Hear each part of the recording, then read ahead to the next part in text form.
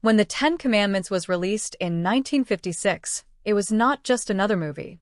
It was a grand cinematic event that changed Hollywood history. Directed by Cecil B. DeMille, the film was one of the most expensive and ambitious productions of its time. Audiences were amazed by its massive sets, thousands of extras, and unforgettable scenes like the parting of the Red Sea. But while most viewers remember the film for its biblical scale and powerful performance by Charlton Heston as Moses, there was another performance that quietly caused shock and debate. That performance came from Baxter, who played Queen Nefertari. Decades later, her role is still discussed, not only for its beauty and drama, but for one particular scene that many believed pushed the limits of what was acceptable in 1950s Hollywood. To understand why the scene became controversial, we first need to understand the time period. The 1950s were very different from today. Hollywood operated under strict moral rules known as the Production Code, often called the Hays Code. This code controlled what could be shown on screen. Costumes, romance, physical contact, and even dialogue had to follow careful guidelines. Films were expected to promote moral values and avoid anything considered too sensual or bold. Because of this, most female characters were portrayed in a modest and traditional way. But Queen Nefertari in the Ten Commandments was not written as modest or quiet. She was passionate, jealous, powerful, and deeply in love with Moses. Her emotions were strong, and her presence demanded attention, and Baxter was already an Oscar-winning actress before taking on this role. She had earned great respect for her dramatic work, especially in films like The Razor's Edge and All About Eve. In those movies, she played complex women filled with pain, ambition, and emotional depth. However, when she was offered the role of Nefertari, she felt unsure. She believed she did not look like an Egyptian queen. With her fair skin and Irish features, she worried that audiences would not accept her in the role. But DeMille believed in her strongly. He saw something powerful in her screen presence and insisted she was perfect for the character. Trusting his vision, she accepted the part, even though she carried doubt inside her. When filming began, the scale of the production was overwhelming. The sets were enormous. Costumes were detailed and heavy, covered in jewels and gold decorations. And Baxter's wardrobe, in particular, became one of the most talked-about parts of the film. Her gowns were designed to reflect royal Egyptian style, but they also revealed more skin than audiences were used to seeing at that time. The dresses had low necklines, bare shoulders, and form-fitting shapes that highlighted her figure. For the 1950s, this was daring. While nothing was truly explicit, the suggestion of sensuality was much stronger than in most biblical films. The scene that caused the most discussion involved Nefertari confronting Moses about his love and loyalty. In this moment, Baxter combined physical beauty with emotional intensity. Her voice was soft but sharp. Her eyes showed jealousy, pride, and heartbreak at the same time. She moved close to him, her costume shimmering under the lights. For some viewers, it was simply powerful acting. For others, it felt almost too intimate for a religious epic. Some critics whispered that the scene blurred the line between sacred storytelling and romantic drama. What made the moment even more striking was the contrast. The film was about faith, commandments, and divine power. Yet here was a queen expressing desire, anger, and longing in a way that felt deeply human. The mix of religion and sensual emotion created tension. Religious audiences were divided. Some saw no issue, believing it was part of the story. Others felt distracted from the spiritual message of the film. Newspapers at the time did not openly attack the film, but quiet debates happened among critics and viewers. Truth, nothing in the scene broke official rules. There was no real scandal during production. But the feeling of boldness stayed with audiences. And Baxter herself later admitted that she never considered Nefertari her best role.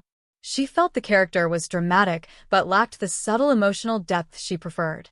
Still, the public remembered her as the fiery queen who dared to show passion in a biblical epic.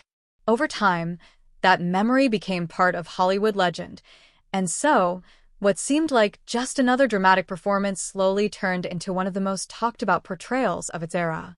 It was not a scandal in the loud, explosive sense. Instead, It was a quiet controversy, built on suggestion, costume design, and the powerful presence of an actress who brought unexpected intensity to a sacred story.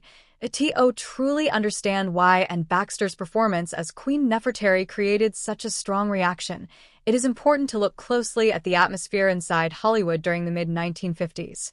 At that time, the American film industry was walking a careful line between tradition and change. Television was becoming popular, and movie studios were trying hard to bring audiences back into theaters with bigger, more spectacular productions. This is one of the main reasons why Cecil B. DeMille decided to remake the Ten Commandments on such a massive scale. He believed that grand biblical stories, filled with color and drama, could offer something television could not.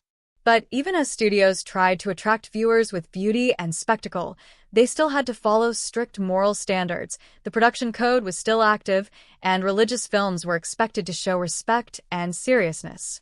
Biblical epics were often promoted as educational and spiritually uplifting. Because of this, many people assumed that every character in the film would behave in a modest and noble way. However, Nefertari was not meant to be modest. In the story, she is deeply in love with Moses and becomes heartbroken when he chooses another path. Her pain turns into jealousy and anger, and those emotions are shown clearly on screen. And Baxter did not play her as a quiet queen. She gave her fire, desire, and emotional strength. That choice made the character unforgettable, but it also made some viewers uncomfortable. One of the most discussed moments happens when Nefertari tries to win Moses back. She stands close to him, her voice soft but filled with longing. Her costume glows under the bright studio lights, decorated with gold and jewels. The neckline of her gown was lower than what most audiences were used to seeing in a religious film. Although there was no nudity, the design emphasized her shoulders and upper body in a way that felt bold for the era. In today's world, the costume might seem normal. But in 1956, even small hints of sensuality could start conversations. Viewers were not shocked because they saw something forbidden. They were shocked because they felt something powerful beneath the surface, and Baxter later explained that she wore carefully designed, skin-toned undergarments beneath her costumes. These were added to make sure that no accidental exposure would happen during filming. The filmmakers were careful, and nothing in the scene officially violated the rules. Still, the way the camera framed her, combined with her emotional intensity, created a sense of closeness that felt almost daring. Some audience members believed the film was pushing the boundaries of what was proper in a biblical story. Others argued that her performance simply showed realistic human emotion. After all, the Bible itself contains stories of love, jealousy, and rivalry.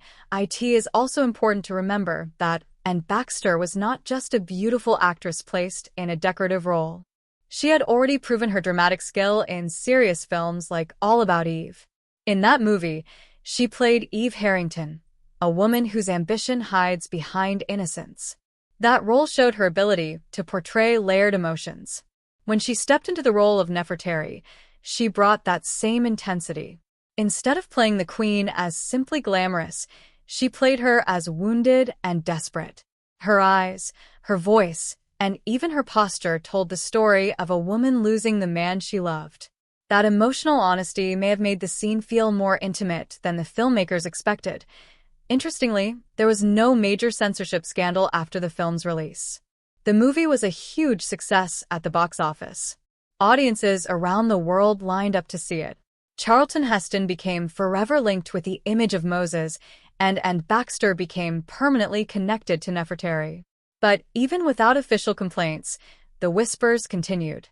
Film critics later discussed how the character represented a mix of sacred storytelling and romantic drama. Some historians believe that the tension between those two elements is what makes the film so fascinating even today. For Baxter, the reaction was complicated. She felt proud of the film's success, but she also felt that her performance was sometimes misunderstood.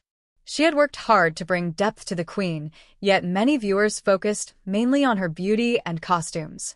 In interviews years later, she admitted that she preferred roles with quieter emotion. Still, she accepted that Nefertari had become one of her most famous portrayals.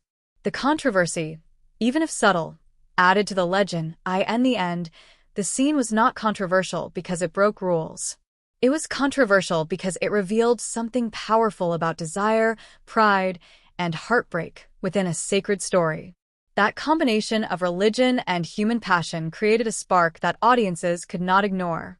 And sometimes, it is those quiet sparks, not loud scandals, that leave the strongest mark on history. As the years passed, the conversation around and Baxter's performance in the Ten Commandments slowly changed. In the beginning, most of the talk was quiet and private.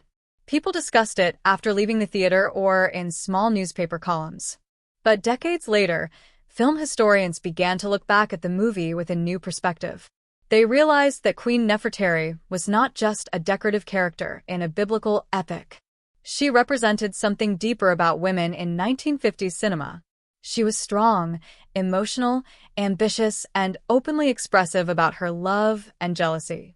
In an era when many female characters were written to be gentle and supportive, Nefertari stood out as bold and commanding. One reason the scene remains so fascinating is because of the careful balance between control and emotion. Cecil B. DeMille was known for his grand and dramatic directing style. He loved spectacle, color, and powerful performances. He often encouraged actors to play their roles with intensity so that even the back rows of a large theater could feel the emotion. And Baxter understood this style and adapted to it. Instead of delivering a quiet, subtle performance, she allowed her voice and expressions to become larger and more dramatic. Some critics later said that her performance was almost theatrical, but that very quality made it unforgettable. The camera work in her controversial scene also played an important role. The close framing of her face and upper body created a feeling of intimacy. Her costumes were heavy with jewels and gold, but they were also carefully shaped to highlight her royal beauty. Under the bright studio lights, the fabric shimmered, drawing attention to every movement she made. When she leaned toward Moses, played by Charlton Heston, the tension between them felt real and personal. The audience could sense her frustration and longing. That emotional closeness, combined with the visual elegance of her appearance, created a powerful cinematic moment. In many ways, the controversy says more about society at the time than about the film itself. During the 1950s, America was experiencing change. After World War II, traditional family values were strongly promoted. Women were often encouraged to focus on home and family life. Seeing a female character openly express romantic desire and emotional anger on a giant movie screen was unusual. Even though nothing in the film was explicit, the strength of Nefertari's personality challenged expectations. She was not passive. She argued. She demanded love. She tried to control her destiny. That independence may have made some viewers uneasy. Modern audiences, watching the film today, often struggle to understand why the scene caused such discussion. Compared to modern movies, it appears modest and restrained. However, context is everything.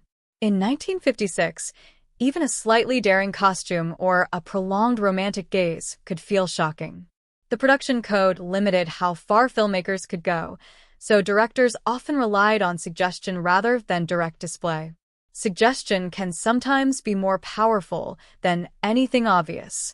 And Baxter's performance worked exactly in that space.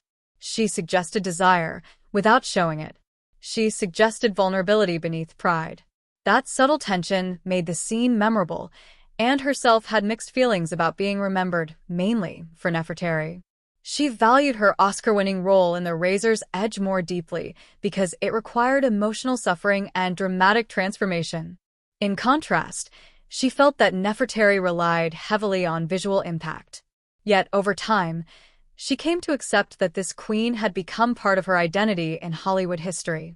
Sometimes actors do not choose which role defines them. The audience makes that decision. What makes Baxter's controversial scene truly lasting is not scandal, but contrast. It stands at the meeting point between sacred storytelling and human emotion. It shows that even in a grand religious epic, characters are still driven by love, jealousy, pride, and heartbreak.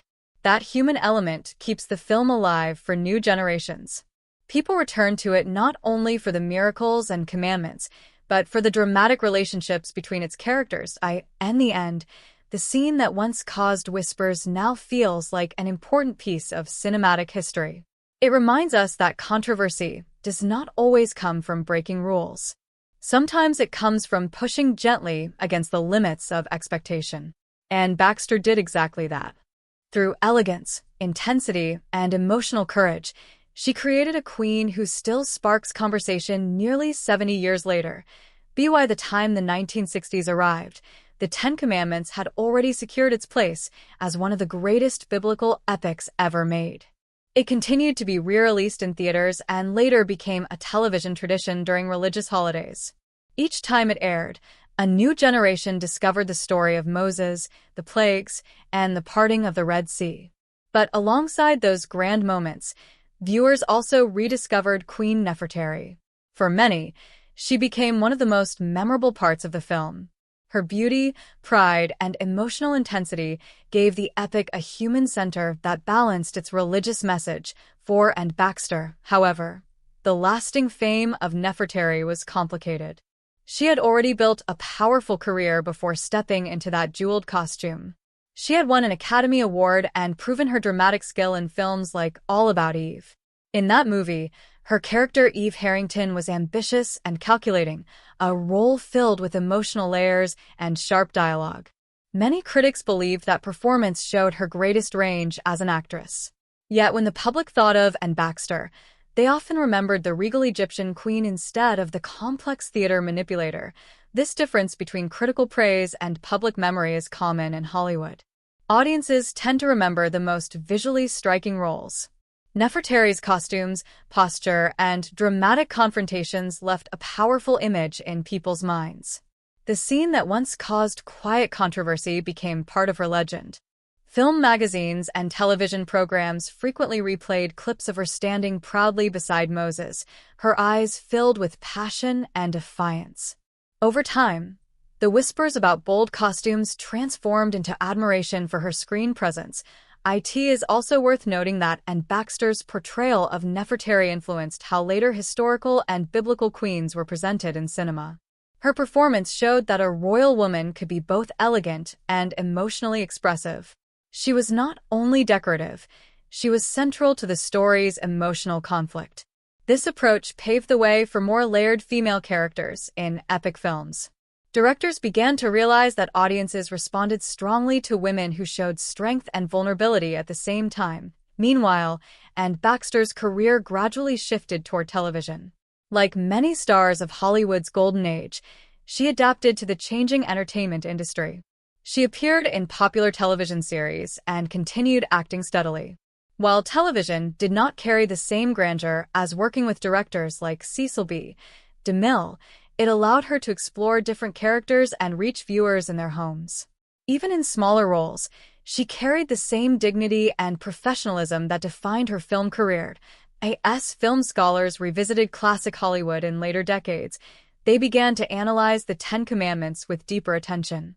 They discussed how the film balanced spectacle with human drama. They examined how Anne Baxter's performance added tension